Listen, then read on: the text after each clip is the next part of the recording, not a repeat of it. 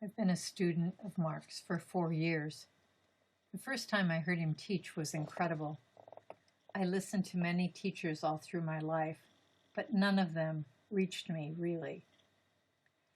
After this first teaching, my heart was opened and my spirit was light. Instantly, I felt at home in his language. My heart recognized this intense sanity, and I felt hope for a better life, hope for a better world. For many years, I didn't like my life, and most of the time I was depressed.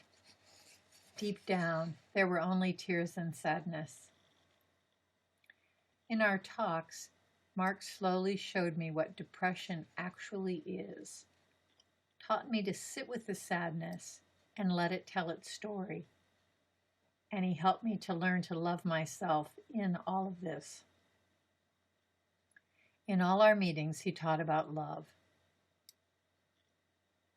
Not only did he talk about it, but certainly lived it by being patient, loving, tender, careful, respectful, sometimes by shaking me up. He always stood beside me, no matter what. At first, I thought, he's too good to be true.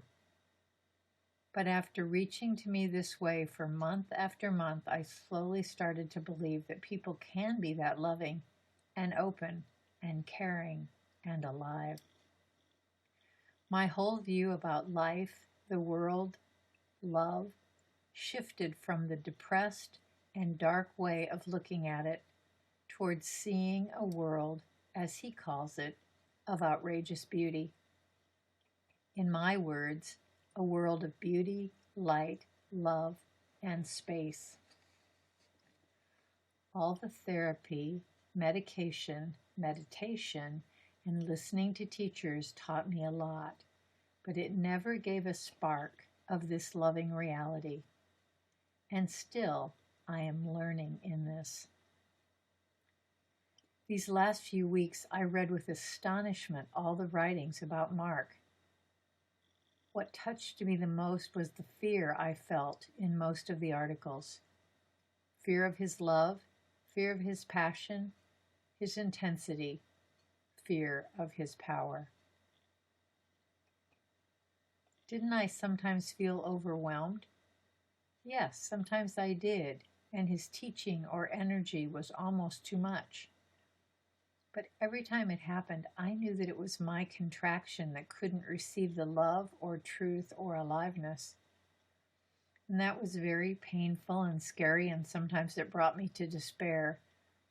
But at the same time, I always knew that I had to listen.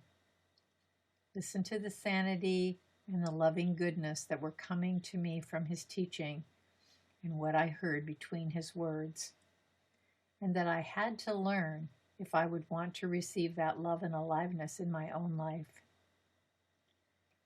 Reading people calling him a sociopath that you should be warned of, I still can't get it.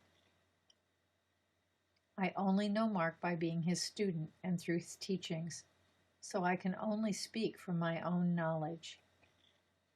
I am so totally grateful for all the love and wisdom that I received in the conversations with Mark, and I am so glad that I can give some of this love and wisdom to the people that I meet. Helma.